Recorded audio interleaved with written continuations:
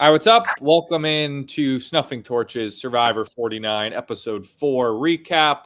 Our first truly live Snuffing Torches of the season. It is Thank you, Tommy. 9:34 p.m. on the East Coast as we record this right now live. So we get the live chat. Shout out Heather, I know, is always in the live chat. We got a John Rich fan, right? Number one John Rich fan's always in the live chat. Thank you. So feel free to talk to us throughout this episode as opposed to previous ones. I thought that episode was whatever. Ooh, hater. Not a hater. I just that wasn't the most exciting episode. I think it's probably the weakest of the season. I liked it. I like misdirection. I like who's going home. I don't know. Maybe misdirection. You know what? Maybe I'm just the most optimistic person on this panel. I've enjoyed this whole season. I've enjoyed it. It wasn't a bad episode, but it wasn't like a crazy. There's nothing like that exciting. And real quick, Survivor Twitter has officially turned on last season, and they are just burying it and destroying it. And I was like, oh, thank God that we weren't crazy. Just how annoying last season's cast was. I feel like Survivor Twitter turned on last season in the middle of last season. No, they were like, oh, how precious the girl and her protector guy, whatever, blah. I blacked that out of my mind, and now it's resurfaced, horrible. And people are talking about how terrible it was. And I think that means they like this season, which I very much like. Do you like the misdirection of the fake challenge? No, I mean, kind of like that. Probst is in his bag, though. Probst is feeling himself. He's Tommy. Has he ever done that? Before the swap? The way he did it tonight? I feel like probably. Well, I don't know. I should have taken a picture. Was it an actual challenge, or did he just roll out a few balls and pieces of wood to set them up in a? I don't know. I'm trying to think of when they do tribe swaps in the past. I feel like they had to know it was coming too. They must have known the swap was coming, but they probably thought it was a challenge for teams, right? It was set up 2 versus 2 versus 2. So Jeff just probably was cracking himself up. What if we just do a little get him? Yeah, he's keeping himself occupied out there. Yeah. But yeah, again, not a bad episode, but it's not the juicy. We have some new tribe dynamics. Start off, Alex and Sophie, the only two left from that tribe, just in misery. She lost her shoe or something, right? And then it's can't even blame Jake. And then the shoe bandit. He might have cursed him for it. But. Yeah. So then fake challenge. So our new tribes, we go to 2 tribes of 7. Real quick, Tommy. Real quick. Something I loved and something I think everybody will love, and it's kind of the turning of a tide from this new era to maybe everything will be okay. The one tribe, the yellow tribe, came in clapping their team name, and the other tribe's oh, that's so cringe. Yeah, thank God they said that. I love that. We've kind of seen that building. I think it was you, John Rich, that maybe pointed it out, where how much the yellow tribe and red tribe really seem to hate each other from previous challenges. And I think now looking back, I think it is clear that they made that a point for a reason. And then even here before the tribe swap, making that a point for a reason, because when you have the swap now, they want a gun for each other. Yeah. I love that there's this, we'll get to it, this rivalry, and it continues on through the merge. Yeah. Yeah, so our new tribes, not merge, but swap. So new yellow tribe, which get the good beach, which is I wonder why they just why couldn't they just do yellow and red beach, 2 good beaches? They wanted to do 1 misery, I guess. It must just be for TV to make it kind of entertaining, but that kind of seems like bullshit. Just a tough draw. But your new yellow tribe is Matt. Well, I thought it was interesting though. Give one tribe the good beach, one tribe the bad beach. I thought they would have built that up more, Jeff really presenting, half of you will go to a beach with fire and shelter and food. And I think part of it, and they kind of even said, is the blue tribe beach wasn't quite as terrible as they thought it would be. I guess it comparably not anything to write home about, but yeah, I thought it was cool. I don't know if I love it. I think I do. It gives you a huge disadvantage, but I think that's kind of a cool Survivor twist. Maybe Does it actually though? What disadvantage does it give you other than being like more uncomfortable amongst? I mean, it didn't matter in this challenge. The tribe with the worst beach won. Yeah, but like what sleep, could happen? comfort. They're only going to be together. I guess. Yeah, I guess. I do think you're underrating how much comfort and sleep matter out there. Like they're a weekend. Sophie hasn't had anything to eat. Like every little thing. It was funny when they were shitting on the fruit reward. That was good. I love that. That girl's a problem. I'm telling. She has like spoken twice in this entire season, and the one time was because she got real fucking pissed when whatever the tribe was when they had to give like a disadvantage to one of the challenges. She took that really personally. Then she got mad about the food she was being given. That's other. I kind of liked her. I kind of liked how she did that, but I'm just saying that girl she's going to get out before too long. She's going to rub somebody the wrong way. So our new tribes, we got, had Matt, Jason, Savannah, Rizgod, Jawan, Nate, and Sophie from Blue. There's two Sophies haven't been on the same tribe so far, but there's fact that there's no like Sophie, whatever last name. They're just both going by Sophie's confusing. So there you had 4 old red tribe, 2 yellow, and then Sophie from blue. The other tribe you had Sage and Shannon from the old red tribe, other Sophie, Christina, MC, and Steven from yellow, and then Alex as the floater on blue. I'm looking at like a picture of the tribe now.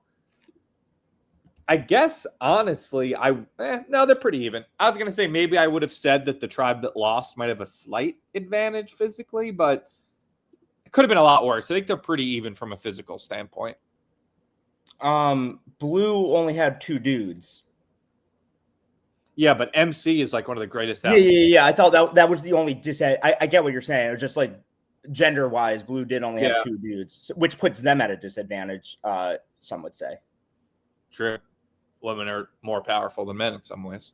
Yeah. But yeah, early on, like, I mean, obviously, if you're in a majority from your old tribe, you're in a good spot. But I think that, Alex and Sophie are in good spots too, where when you have this budding rivalry between these 2 other tribes, it's so easy to make yourself like Sophie is like a cockroach. And I mean that in the nicest way, where like she just knows how to survive. We saw it last week where, Jeremiah and Alex, she like gets herself perfectly between them to stay alive. Here, she's like, I'm going to go suck up to the 4 from red to stay alive. She's been on the bottom a lot and done a great cockroach-like job of just staying alive in nuclear warfare. She's cool. People were drawn to her. Like she's like she has a good personality. A lot of times when something like that happens, someone will panic or whatever. She was just chill. And it's just one of those personalities that gets you far in this game. Yeah. I don't know if the stats back me up on this, but I feel like those people who come from like that original tribe, because every year it just seems like one of the first 3 tribes just loses every match right out of the gate. The people who survive that end up in a good spot, or they seem like they're just like seasoned Survivor players going into something that nobody else has had to do anything for, and they're just in a better position to like know how to play the game. Yeah, I think part of it is like you said, you have the experience of tribal, and then also you're kind of looked at as like almost like a poor puppy dog. Where it's like, let's bring them in and give them some love, like right now. And then sometimes you could go pretty far. So I do think there is a major advantage to being. I mean, if you can survive here, they only had a 2 and 6 shot of actually surviving. But if you can survive something like that, you're usually in a pretty good spot from the game. I have 4 notes about the time between the swap and the challenge. I have some notes too. Let's hear yours. Sage collecting blackheads is the grossest thing I've ever heard in my life, and that is more than reason enough to vote her out. Like more than reason enough. Yeah, I said it was the weirdest thing I've ever heard a Survivor contestant say. I think it really might be. I back in the day talked about how when I was a kid I used to collect my dad's toenail clippings sometimes. Jesus fucking this I think this is even weirder, dare I say. No, you're meant for the show. You're truly meant for it. I should put that in my tape. Yeah, but yeah, Sage is that's at least hers though. I think that's part of her. That makes it a little bit better. It was like my dad always had really long toenails before my mom would cut them for him. So it just All right, they're really long. Enough. It was like an event in the Scabelli household when like my dad's toenails were getting cut. I have a new take. Nobody should be an only child. It should be against the law. You should have been playing with your brother, not collecting your dad's toenails. That's just a good family activity. Okay, so I guess we'll start with that tribe. Sage, weird. Can I go down my 4 notes? Okay, yeah. Sage, Alex not being able to do yoga on the beach, just laughing and being like, this is stupid. Big points in my book for that. And then it's also funny, Shannon, who's Miss Spiritual. It's funny knowing that she went home and immediately threw away all her spiritual hippie shit. And no, well, we saw at this episode that I can't make heads or tails of Shannon. So the first 3 episodes, Shannon came off as very much like hippie, vegan, like I would have guessed like an atheist just based on those vibes. Obviously, I don't know what her belief systems are. And then over the last week or so, I was seeing a bunch of TikToks of her talking a lot about her relationship with God and going to church and the Bible and her Christianity. So I was like, oh, she must have maybe developed that after Survivor, but she talked about it in this episode. She was like talking about Jesus a bunch. So she leads the I'm a hippie spiritual thing, and then she finds someone that likes Jesus and she becomes a Jesus freak. She could be a great cult leader in another way. Yes. I think she always had like the hippie yoga stuff and the Jesus stuff intertwined, and it seems like she just dropped the hippie yoga stuff and just kept the Jesus stuff. Yeah, I guess I just usually associate hippie yoga shit with the opposite of Jesus shit. In my mind, those are like 2 different styles. Where like they're both like into spirituality in some way, but like in very different ways. Where like I would have thought Shannon worshipped like the earth. Right. So I think again, reason to vote someone out if they can flip flop between spiritual and Jesus, like you can't trust that person. Well, yeah, Sage called it out. She was like, I don't have anything against her beliefs, but I don't know if I could really trust her. But I mean, it's good gameplay by Shannon. Like, I think it's you're in one tribe with atheists, you become an atheist, you could become a Muslim, you become a Jew, you become a Christian, do whatever it takes. Yeah. And also, Nate, I don't like your take about you like how Alex is just like being like too like cool for school and looking at the camera. If you can't fit in like a group of people in that situation, like fuck you. Like if you're like the one guy who's too cool, it's performative. So you probably wouldn't. No. All that hippie yoga shit is performative, and he can't fake it. I appreciate that he can't even fake it. Well, you got to fake it at least for the game. Character. That's a bad personality characteristic. Nah, I like his Jim Halpert look at the cameras. You got to be able to be a better chameleon than that. Yeah, this is a good point from Maria. Now we could pull up the live chat because we're live. Agreed, Tommy. She literally prayed to the ocean in the first episode. Yeah. Where was Jesus? Combining him. I guess she's combined. I don't know what's going on, but she is like, she seems to be well liked. Like she immediately with that tribe, like seemed to build a little bit of a bond. Her and Christina were vibing. I did laugh when like Christina was like, or sorry, Shannon was saying to Christina, she was like, oh, like, I appreciate you're a mom. Like one of my friends from home is a mom. Like, as if like that's the only mom she knows. It was like the black friend card, but for moms, which I've never seen played before. You know, I didn't. She said that. Shannon said that to Christina too, and she was talking about her. That's what you were saying. Yeah. Okay. Well, she said she was close to her mom. Sorry, I thought you were talking about Christina. After that, Christina was talking about how she was close with her mom, and her mom had passed, but. Before that, I thought, maybe I misheard that. I thought they said Christina was a mom and that Shannon was drawn to her because she's a mom because one of her best friends is also a mom. Okay, yeah, so she did both. So she hit her with my best friend's also a mom. And then in the middle of Christina, like bearing her soul to her, I just heard Shannon go, I'm also very close with my mom. Yeah. Cool. Yeah, I just thought it was funny. I've never heard someone be like, "Yeah, I actually know a mom." Like, no fucking shit, you know a mom. Very funny. My final note, real quick. Last week we were talking about lying about your profession. Matt said he worked at a bank, and they were like, "Get this finance motherfucker out of here." Yeah, that drives me. Why do they respect that so much? I don't know. No, so I think for him it sort of makes sense. Where he said he used to work at an airline or something like, and they even said it. I think I wrote it down. Who was it that said about Matt? Savannah said that, like, I thought Matt, based on his age and the beard, that he's going to be like this old timey outdoorsman. And then the more he talked, the more it became clear that, like, if Steven, like the handsome white guy, was like, I'm in finance, I don't think anyone would bat an eye. They'd be like, yeah, no shit. I think when it's somebody that you expect to be a different way, like you expect him to be the old outdoorsman talking about making vodka out of a potato. I thought that was a funny line. But like for him, it's like, wait a minute, who are you? Maybe you're not this like dumb, aloof old guy. I don't know. There's a few things about Survivor that I feel like date back so far that they've just become like part of the game that I think are insane. And that's one of them, that like your job matters at all. I mostly agree. And then everybody kind of like believes that and goes with it. Another one is looking for idols, that apparently you have to be secretive about looking for idols. Yeah. There's things like that. But the job one is one that I think is insane. I think it's just like especially when I think it's more an early game thing where you're looking for any reason to vote someone out that isn't yourself. So if you can find something that, even if it doesn't make sense, it's just something to put a target on someone else, like it will work. Yeah. I'll see what other notes I had from that. They hate lawyers. Just hate them. Yeah. Yeah. Sophie and Savannah, sort of had a bond. It was like, I feel like we could be friends. Jason seemed clearly like in love with his old tribe to Savannah. Like I didn't think he played very well tonight. And then, I think I was just I was focused on some of the God stuff. Jason, tough showing. I guess we'll get to that. Yeah. Tough challenge. Challenge. I like that it wasn't a puzzle at the end. That to me seemed borderline physically impossible. I know that they got it done because MC is like a freak of nature, just so athletic, but like that's just too tall. Like that's just like how was that? Like how was that going to work? I don't know.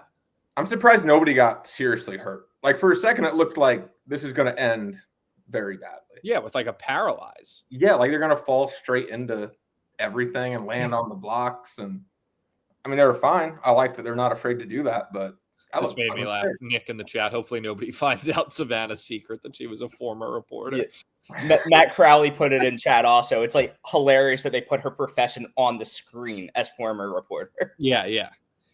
Well, then they know she's good at talking. The challenge MC crush. Like she crushes. Oh yeah. That's your winner pick, right? Yeah. No, she was my jib cut a few weeks ago. I think John made her the winner pick last week. I may have. And Nico ended up being. Actually, no, he was on the losing team, I guess. Who the heck is Nico? Who?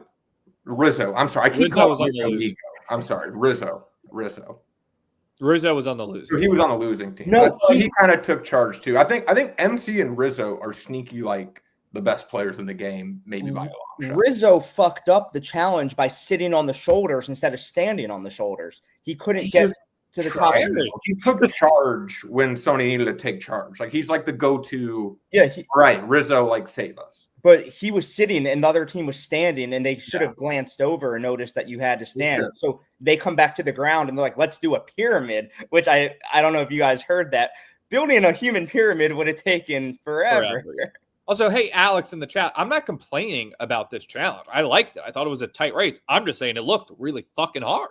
Like, I don't know how, like, I was like, guys, how the hell are we going to do this? Like, I thought it was a good challenge, but I was just like, I mean, I'm sure I wonder if, like, obviously they had the challenge built already. I wonder if the number of blocks was dependent on, like, who was on what tribe. Like, if you had a tribe of 7, like, just say by random draw, the 7 shortest people all ended up on the same tribe. Like, I wonder if they would have had, like, 8 blocks instead of 10 at the top or whatever it was. It's a good question. The game judges figure that stuff out, right? Or whatever. Because like at a certain point, they're not in the fucking circus. They wouldn't have been able to just like stack that many people on top of you. I know people were saying you could have stacked them down there and then brought them up top, which I feel like maybe could have worked too. But then that's hard to, as you're getting balanced. I don't know how heavy they were. I assume not that heavy, but trying to stack them on top as you're being balanced. Good challenge. Just looked hard. Yeah, tough challenge. Guy in chat saying they stole it from Survivor AU, so that's cool. Australia. Oh, Survivor AU. Yeah, I mean, stole Survivor from Survivor, so I think it's fair to take some of the. No, I don't think he means it in a negative connotation. Just like it's cool that they're grabbing original challenges from the other shows. Yeah, people keep saying this too, Matt in the chat. The trick in the challenge is stack 3 to 4 blocks together. I was kind of that's true. That's true. I don't know what that means. Just it means like it means like your last stack, you have 5 blocks. So you could be like a foot shorter. Right. But like 5. My thinking was like we had to be missing something because why did nobody think of that? Well, maybe they would have eventually if they couldn't have got there. Yeah. A lot of stacking blocks 20 feet high experts. Just sitting there like, oh, they should have just fucking put 3 on top of each other.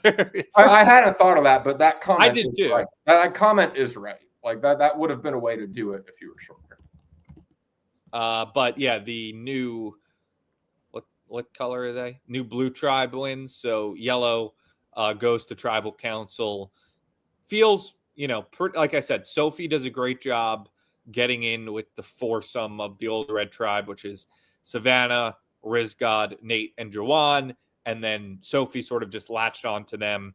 And then that leaves Matt and Jason from their tribe, their Yankee Red Sox rivalry, like Jason said, on the outs. 2 very different approaches here for Matt and Jason and how to handle being on the bottom. Jason kind of like plays possum a little bit and is like, I'm going to just use my shot in the dark to be safe. Whereas Matt is the one more trying to make a move, pull in Jason, Sophie, and then Jawan and blindside Nate. I don't hate Jason's strategy of saying you're going to use the shot in the dark because they might strike a fear in you to not vote for him, but it could backfire like it did where Savannah's like, he didn't seem that gung-ho in voting out Matt. Like he seems too strong to his old tribe. Yeah. Jason, it was weird. And I wrote this down and I'm not sure if I nailed this or not. Jason didn't jump at the opportunity to write Matt's name down. He's like, I'm going to play shot in the dark. And he knows he's on the chopping block, but he's being like wavy about, should I do this? Should I not do this? Meanwhile, Matt is doing the Sander card as long as it's not me. Seems like that should have been swapped. Like Jason should have been like, yeah, I'm fine to write Matt's name down as long as it's not me. And that would, ended up not going home. But it was strange to me how comfortable he was, or just how bad his social game was, I guess. Like not jumping at the opportunity to join an alliance. Yeah, and then I think Matt actually kind of had the right strategic idea, but he didn't really have the social game to pull it off. I think tonight was a huge missed opportunity for Jawan. Like I thought that Jawan, we know, the audience knows that Jawan was on the outs of his old red tribe, is on the outs of Nate, Savannah, and Rizgod on this tribe. That's an opportunity for him to go with Matt's plan where him, Jason, and Sophie vote out Nate. I know it's a big move and maybe it's a little scary where it's like, do I want to rock the boat that early? But he said, oh, I know I'm on the outs. Maybe he was just saying that. I think that was a missed opportunity for him. And once he knew they were splitting the votes, once he knew that they had Sophie and they were splitting the votes 3 on Matt and he was in the 3, they did guys on Matt, girls on Sophie. He didn't even need Sophie's vote. Like if Sophie is so already ingrained with that tribe, once that vote was split, he only needed to switch his vote from Matt to Nate, assuming that Jason and Matt would have voted for him too, and they could have blindsided Nate 3-2-2. I wrote down this note about Jawan. Jawan cracks me up, Roxroy-esque. Not a clue what's going on in the game. Yeah, I think he's a little smarter. No, Yeah, but I do think it was a huge missed opportunity. Like, I don't know if he just was lying to Matt. Like, when he goes to Matt, oh, I know I'm on the bottom. I don't know if he was saying that just to appease him. But, like, if he does know he's on the bottom, why would you not jump at that opportunity? No, I think he was 100% telling the truth. I think he was just probably thinking short term, I'm saving myself for right now. And, like, he knows he could do what he did and be fine. I know, but Matt was 100% right. Like that was his pitch was perfect, but I think he just didn't have the je ne sais quoi or likability to bring people. I also just think he wasn't able to convince social game, or just like sometimes like a guy like Juwan, I just don't think he has a strong understanding of the game going on around him. So you're not going to be able to convince him to make a big move because his brain can't comprehend the move. And I say that as someone who, if I was on that island, my brain wouldn't be able to comprehend that type of move like in the moment. It like It's sometimes not that crazy of a move. It's just I just don't think he, like, if you can't draw it out or whatever, I just think sometimes it's just whoosh. I think he should have realized, like, damn, it seems like Sophie really has made quick friends with the rest of my old tribe. Like now, going down the line, like Sophie might be more part of that old red threesome than Jawan is. Yeah, I feel like what Jawan, I mean, he was just on the outskirts of his tribe before the swap. He was probably just so happy to like have a majority he knew he could go to for the first time. Like it would have been so hard to convince him to do anything else. Yeah. Like for the first time all game, he feels like he has numbers for like, even if it's just like one vote. I also think they didn't. I mean, I think they were already trying to find a way to get Matt out. I don't think to steal a phrase from myself, I don't think they liked the cut of his jib to begin with. Yeah. So I don't think it was a big uphill battle for him regardless. But also not really. Like I think if Matt wouldn't have played so hard, even though he was right, like they didn't like Jason either. Like he pretty easily, I think, could have got them. I think if Matt had played aloof old guy a little bit better, they would have voted Jason out over him. That's what I mean. Like camp life, stuff like that. I think there's something that they just like didn't like about him not outside of the game, inside of the game, but like just character-wise, personality-wise, what I think they were looking for a reason anyway. I do sort of agree with Matt and Maria in the chat. I'm still a Nate guy, but first possible weakness, he did seem to get like very offended that Matt threw his name out. Like it was mainly in confessionals and then in the voting where he said like kick rocks, bro. But even at tribal, they went at it a little bit. Like I think if you're Nate, I would have thought Nate would have handled that a little bit calmer, where like he's a mature guy where he would have recognized like, yeah, Matt's fucking trying to stay alive. He's on the bottom. Yeah, you see that every season. It was just the first thing where I thought, Nate, maybe you're not as calm, cool, and collected as I thought. Hold on, were Matt and Nate in a tribe before? No. Okay. I was gonna say maybe he thought they had like an older guy bond that he felt like slighted. I think he was just like pissed, which I get. Like if someone brought my name up, I would want them out too. But I feel like he seemed to take it very emotionally. Yeah. Which to me just raises a little bit of not a red flag, a little bit of a yellow flag going forward. Where like if something like that happens in the future, he might react similarly, and it might come back to bite. I'm surprised to hear you say that. I think strong players from previous seasons, anytime they hear their name, you said my name, you're gone. I heard my name, you're gone. I think that's a very normal reaction. I'm surprised you think it's not. Yeah, but I agree with that. Like in terms of confessionals and stuff, it was more like he seemed to let it visibly like rattle him a little bit to the point where, like he was going at Matt at tribal. Yeah, I feel like Boston Rob built his career on that. Like you say my name out loud, you go home.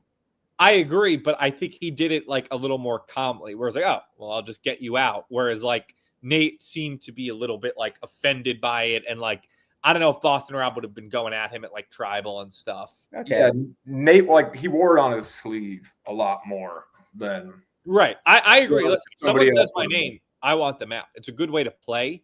The way he let it, maybe it's because it's his first tribal and, it's early in the game. But to me, it just came off as like I would have expected him to handle it. Yeah, a little more Boston Rob, like where it would have been a little bit more calm, cool, and collected and like mafioso, where it's like you come for me, you're out, as opposed to like I got to get this guy out. Like maybe that's to my point. He was just sick of Matt. He's just like now this motherfucker saying my name. Like you're gone.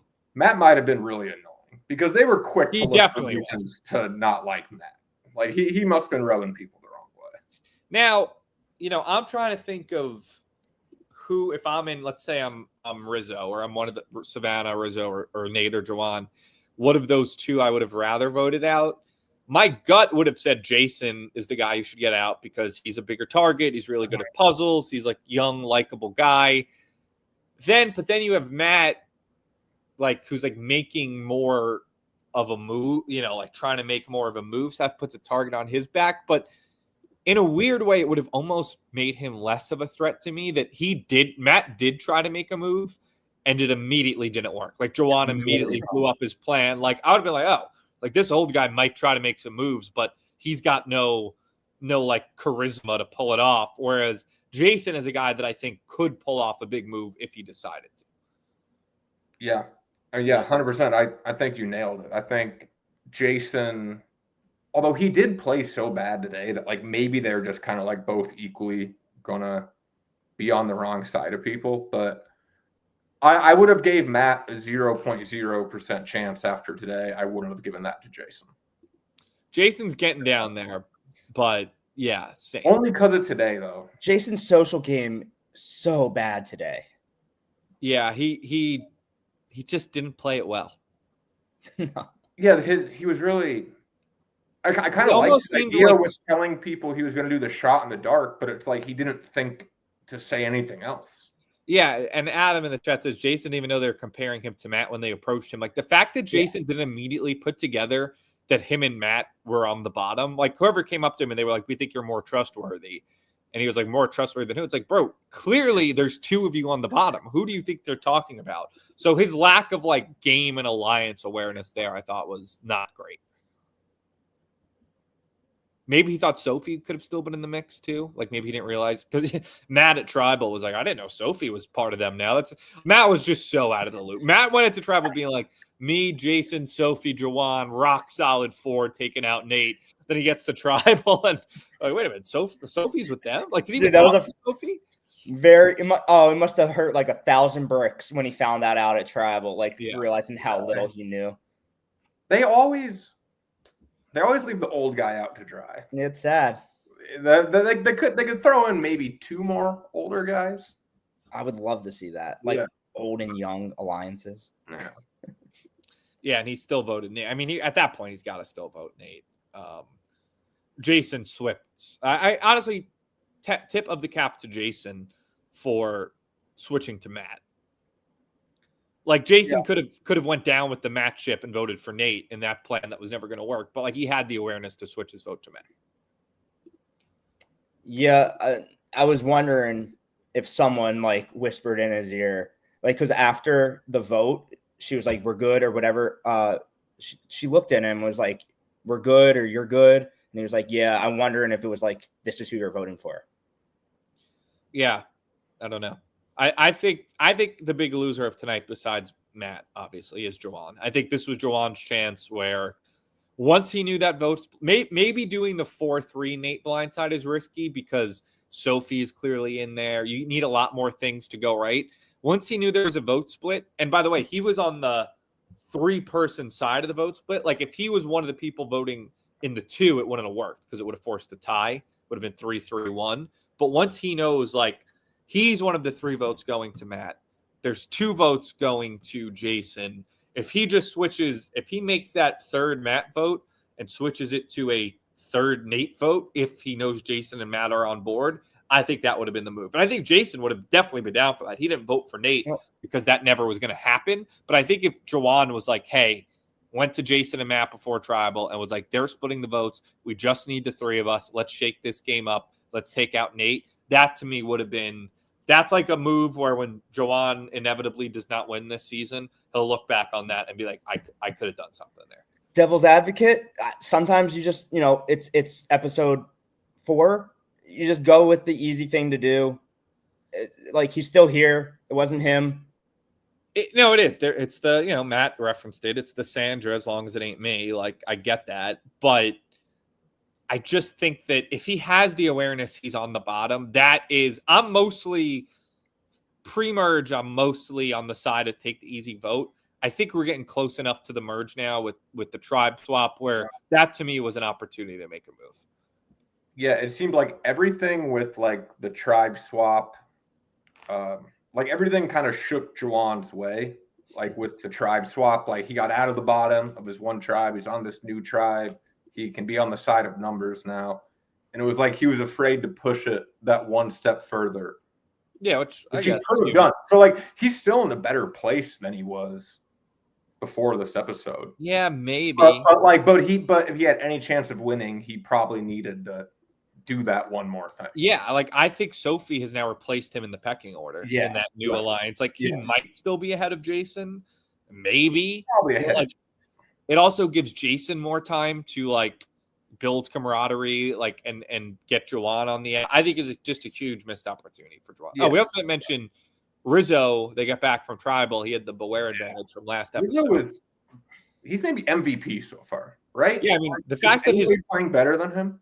His tribe, I think him, Savannah, and Nate all playing great. Like the fact that they all found it for him and then just gave it to him. But what I wanted to say is way easier idol to find than the other one. The one Alex had to find, they had to drag that chain through like the woods. Remember? Yeah. Rizzo just was like, it's just like, yeah, it's by that big fucking rock in the water. Was that like a different stage of idol though? No, same thing. You know what I mean? They found it at the same time.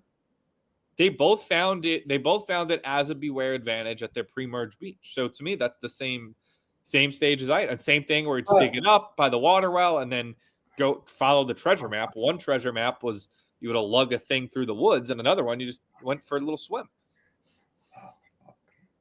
But yeah, no, I think Nico is playing. Say Nico one more time. Rizzo. God damn it. Rizzo. God damn it. I don't know why. Someone in the chat called him Rico. I don't know where these people are getting names. I'm sorry. This is a good question that I was wondering as well from Larry.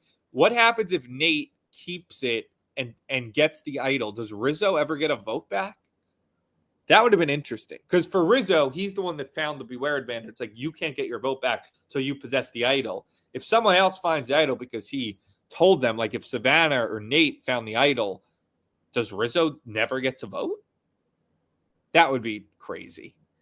That would be an incentive to not tell everyone about your fucking advantages, though. Yeah, we got to ask. That's a good question. I don't think there's there's not an answer in terms of we haven't seen that on the show. Your friend Jeff Probst. Yeah, I could ask Jeff. Yeah. But yeah, vote itself. I think we cover anything else from the episode that we missed. Let me see. I feel like I had something. I think that was everything. Oh, we mentioned it. We're gonna feed you for the first time in a week, Sophie. Like that's diet food. I'm not eating that. Yeah, very She's funny. Just a complainer. Very funny. Like I like it though. It's funny, but I'm kind of with her. Like she shouldn't have said that, obviously, because it came off looking real bad. But like, I don't know. Like you come up, like you see, like all these like Outback Steakhouse challenges and all this shit. Yeah. And there's like Jeff Probst like smiling, like, "Oh my god, I have something for you. It's a fucking slice of pineapple." Yeah. Fucking damn it! Like I just want to. I know you're hungry. Here's any kind of protein, just literally like anything that I can sink my teeth into. Let's take some questions from the chat. I mean, for maybe anything from the first 4 episodes. We'll do our jib cut winners and zeros. Let's do those now and let some chat questions pile up. But it's first time talking to you guys.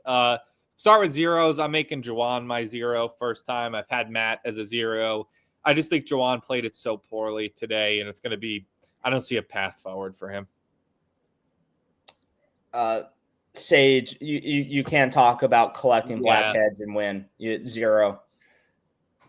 That's literally what's his name? Gold member, Austin Powers, gold member, where he like collects his skin. She's literally gold member. That's a good callback. He's literally doing the exact same thing he did. Alex, how is MC not the GOAT so far? What does that mean? GOAT is we said Rizzo. We said Rizzo because I said Rizzo. Oh, I thought he meant as like a bad player. No. Rizzo and MC are obviously the 2 best. Well, also, I mean, to be fair, MC has not seen a tribal yet. I mean, Rizzo's she's just a beast. 1. She's awesome. Yeah, physically, she is a beast. Wait, and then my 0.0. I think I've said this maybe the last 2 weeks. What we were just talking about, Sophie with an E, complaining about the fruit. Like there've just been 2 times she's talked, and it's been her getting upset about something a smart Survivor player would bite their tongue about. Yeah. Yeah, just clap for the bananas, man. Just clap for the bananas. Yeah, I now understand, Alex, what you're saying in the chat. When I think GOAT in Survivor, I think of bad player. Where it's like we took this GOAT to the end, but I realize greatest of all time. But to me, GOAT in Survivor is still an insult. Yeah, they should have capitalized the GOAT. Yeah, the word GOAT problem. Winner it means two opposite things. Incredible PR for the word GOAT to go from bad thing to greatest. That's true.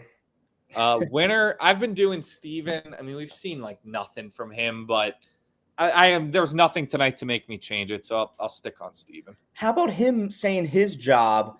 I'm like the CEO of a biotech company, and nobody cares. And nobody cares. Because he's. But again, I think it's because he's like a young, smart-looking guy, whereas Matt's like this old, haggard beast. But if he would have told him that originally, no one would have cared.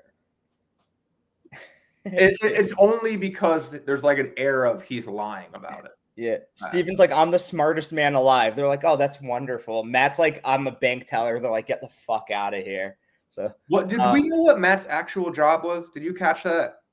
I think he said he worked at an airport, then he worked in finance. Like it didn't sound like it was anything like super special. They said he was like really high. Like I didn't catch exactly how high up he was. They said that I don't think he claimed. They didn't show him. Said it off camera. Yeah. Yeah. He just said he's a financial analyst, which could mean a million different things. Every 25-year-old in New York City. Yeah. So I'm sticking with Steven. Who did you guys say? I need to change mine. I went back to back because Jason was good at the puzzles. Turns out he's not going to win. Rizzo can win. Sophie, Blue or like New York City Sophie, not Fruit Sophie can win. MC can win. I'll go. Should I just run with Rizgod? That's like such chalk. I feel. I'll go with Sophie. I'll go with I was a lost puppy. Now I'm adopted Sophie. And John, who did you say? I kind of forget the rules of winner pick if we're supposed to like stick with them. There's no rule. I mean, you don't have. No. You could adapt. You could adapt. Yeah, okay. I just kind of wanted to throw. I think Shannon was maybe being set up to make a pretty deep run, and I think she can maybe win. Former reporter. Just the way they were talking about her. You mean the God girl? Yeah, God girl, yoga girl. What was Jason's quote about her? Hold up, I wrote it down. Shannon is a shark in a spiritual guru's body. They're like playing up this whole she's got everyone on her side. Like people think that, whatever. I know there are a couple people who didn't trust her, but I think they might be setting Shannon up for a run. And she does seem to have a lot of people kind of eating out of the ball. I'll give Shannon closer to 0. I'd say Shannon's closer to 0 than winner too. Savannah went to her first tribal council tonight. Like she's in a good alliance. I wouldn't say she's running the game. I don't think anyone's running the game. You think Shannon's 0? It's closer to 0 than winner. If I had to pick 0 or winner, I'd put her in 0. Yeah. Not even close. Everyone in the chat is so confused. God Girl was Sage. No, God Girl is Shannon. Sage is Blackhead Girl. They're all the same. Nobody's buying Shannon's BS. Savannah clocked her already. Yeah, that was in a previous episode. Sage is the one, though, that clocked her tonight. Too many girls with the first name S. It's crazy. We got Sophie, 2 Sophies. Shannon, Sage, Savannah. 2 Sophies, Sage, Savannah, and Shannon. All we have 5 girls to start with the letter S, right? 2 all Sophies, white girls with brown Savannah, hair. Shannon, Sage. That's crazy. And 2 Sophies. Yeah. Yeah, that's too much. And Sage also has like a God girl vibe. I don't know if that's really. She seems like the opposite of a God girl. No, a spiritual girl vibe. I guess, yeah. Something. I don't know. They're all have a vibe. And then jib cut. It's a tough one. I think there's an easy jib cut. MC. Okay, 2 easy jib cuts. It's just the 2 best players. Rizgod getting them to find his idol for him. I mean, like, here you go, Rizgod. Here's your idol, Rizgod. What can I do for you, Rizgod? Yeah. He has his tribe wrapped around his finger. I guess I do like the cut of Savannah's jib. Like, I don't, like I said, I don't think she's like running the game, but I think I like the cut of her jib. I'll give it to Juan just for the whole cringe thing. That was good. when whatever the yellow tribe walked up chanting, he was just like, this Oh, sucks. yeah. But, And you know what? I know you guys didn't like it. I like Nate showing a little fire where he's dead to me in the game. He said, my name is dead to me. We need that sort of fire and passion from players. So he gets a half a jib cut as well. I take half a jib cut from him. No. Me. We take half a jib cut from Sage for collecting blackheads in a jar. She never had a jib to begin with. 3 jib cups from Tommy for collecting his dad's toenails. Listen, 2 great collections. Disgusting. All right, let's take some questions from anyone in the chat. You got anything on the season? So we got what, 13 people left? So I would imagine 1 or 2 more tribals with these tribes, and then we go to a merge probably. yeah. Nobody has questions. They're calling Matt Michael Scott. He was just a branch manager. Yeah. Star Toomey watch update. Ooh. I don't know if we have a Star Toomey award yet. Yeah. I mean, Is there just somebody that's so likable but so far removed from the reality of the game? That's really I think that if you had to sum up what gets the Star Toomey award, it's you have to be likable, but you have to have a little to no idea what's going. Like Keith Nail would have been an honorary Star Toomey. Like Roxroy, I think could have been a Star Toomey type player. maybe Fruit Sophie is the only potential, but she's not super likable. I just think being starving for a week and Jeff being like, "Here's your food," and then complaining about the food is as funny as it can get. Like, I can't even. But she again, John Rich, you're not wrong. Like, give me a cheeseburger, not a banana. Yeah. Did you think someone in the chat said I saw this that the Star Toomey Twitter account rebranded to Savannah updates. Savannah to me is not Star Toomey at all. I like Savannah, but she's too good of a player. Like she's like someone that could win. Like the Star Toomey award goes to someone that has no chance to win. I think the only one for me who might be like, does maybe Jawan have potential to like think he's like doing better than he is, kind of, and like cruising through the game, and they're just kind of dragging him along. He's not, I know. But you know what? It's good that we might go seasons without a new Star Toomey. We might. And that's a good thing. Like they aren't made in labs. Like Star Toomeys are shooting stars. We won't have one next year, I assume. Like I like returning players. Like on 50, you're probably not right. Maybe some of the old heads who think that. I mean, they Coach is sort of a Star Toomey type player. Well, yeah, Matt could have been a Star Toomey if he survived, because he's like out there like thinking he's like shit. Like if he would have made it past, Star never thought she was making moves. She maybe kind of did. She gave the idol to Eva. That was her. She was sitting there for like 5 weeks with the clues. Yeah. Yeah, you're right. I'm reaching. I'm trying to find somebody. Hey, I don't know. Yeah, Larry says, I don't know if you guys know the 2 players on 50 yet.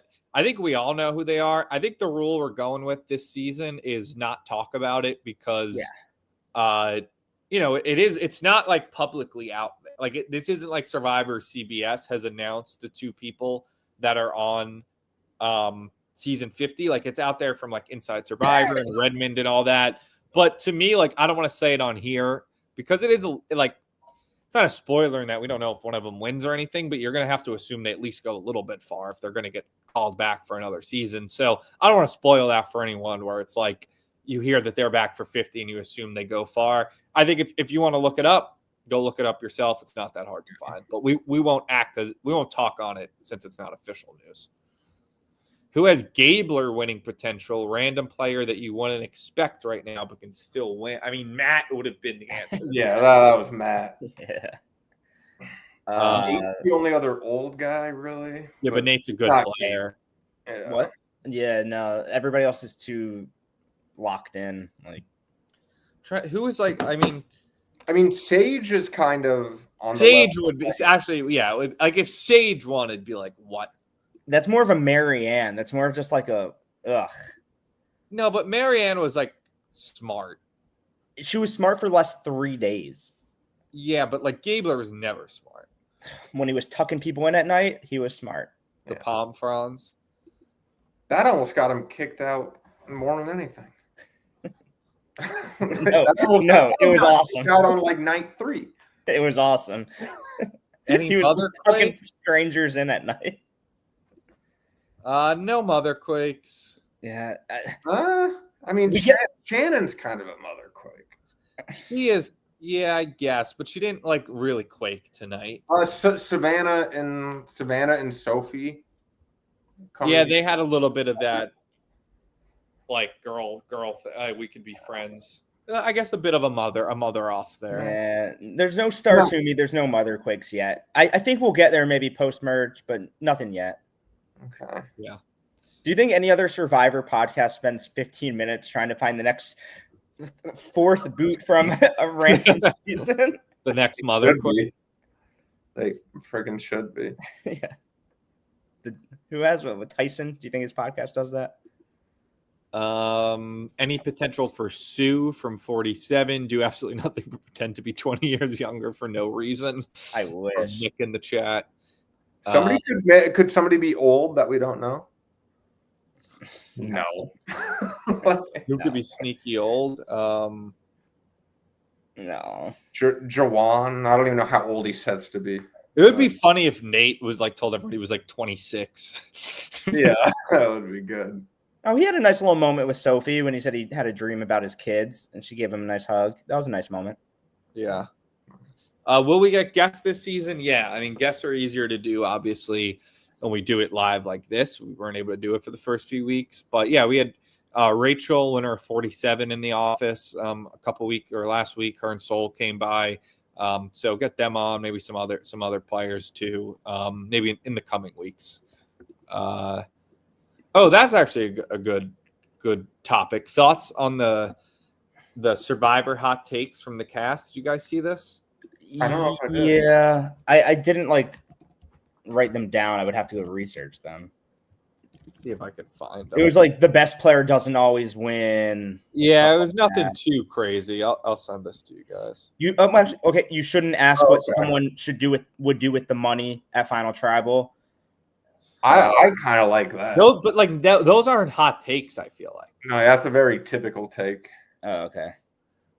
I mean, I like it. Rizzo said the best player does not always win. Actually, you know what one I really liked is Savannah saying showmance. Cast more people likely to be in a showmance. Love is the only way to beat logic and smarts. I do agree with that, where I think that they're just casting it must have been someone on Survivor Twitter I saw say it, that basically they don't cast enough young, hot, dumb people who are so obvious. I think it was Taylor and Figgy in Millennials versus Gen X, I want to say was the season, where it's they're so obviously not going to win, but they're just going to be dumb and hot. And that is just good reality TV. I always say you need more pawns. Morgan from Cagayan. I have a hot take. Get back to themed seasons. Maybe not black versus white versus Asian, but hot versus ugly. Hot versus ugly would be hilarious. Yeah, themed seasons. It doesn't have to be every season, but they definitely bring a little twist, a little fun to it. Brains versus Brawn.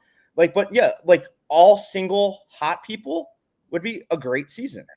What I want to see is I want to see 4 people who are Survivor experts and know everything about the game, and then 12 people who don't know what Survivor is. Yeah, but you mix them up. And then mix them all up and see if one of the people who knows Survivor can do better than the 12 people who are essentially just playing an entirely new game, figuring it out for themselves. Super fans versus models or something. Yeah. That's a nice way of doing hots versus uglies. Super fans versus models. I want to see them bring in people who might try to play Survivor in a way that Survivor fans don't think they have to. Yeah, I mean, I think David was a good example of that last season, where he wasn't a Survivor fan, and he they need more of that. Yeah, there's a blueprint that a lot of people follow, and right, and then sometimes because there's more than one way to win, there's more ways to go about it. Well, it's almost like it's not that different from like a sports league. Like if you think about like MLB, right? Like there was old school gameplay, like Survivor gameplay, and batting average and all that, and then like the analytics come in, which in Survivor would be like voting blocks or something, and like in baseball, it's like like what's your OBP and what's like strikeouts, walks, and now it's almost flipping back in baseball where you got teams like the Blue Jays and Brewers, they'll both get smoked in the ALCS, but CSs, where it's like, oh, actually, maybe the old way is the way to win, where it's like now we do need contact and not strike out guys, where like now Survivor, maybe the pendulum will swing backwards, like, maybe let's just make an alliance and see what happens. Like it's a copycat league. Yeah. Exactly. I think 50 will be good for that. You'll see a mix of both, and you'll have these old guys from season 2 being like, back in my day, we didn't believe in alliances. Yeah, and you're going to get people in new locations. I think I said this after I got back from the Survivor trip. They're never leaving Fiji. Like put that out of the back of your mind. Like the setup they have there is like such a well-oiled machine of like they have their total base camp there and good relationships with the island and the Fijian people. Like, I would love if they switch locations every year. I think it'd be great for the show.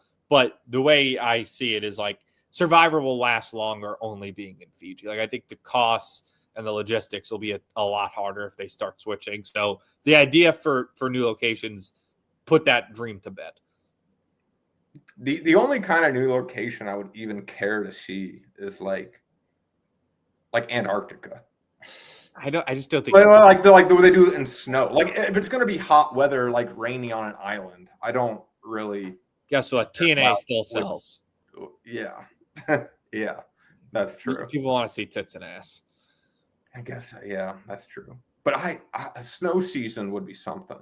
Yeah, it's basically the only thing they I thought like by season 12 they would have did that. Probably. Maybe as a Hail Mary someday they'll go to snow season. Anything else? Yeah. That's all I got. Like, subscribe. Maybe we'll have a guest next week. Yeah, that's it. See you guys next Wednesday. Peace.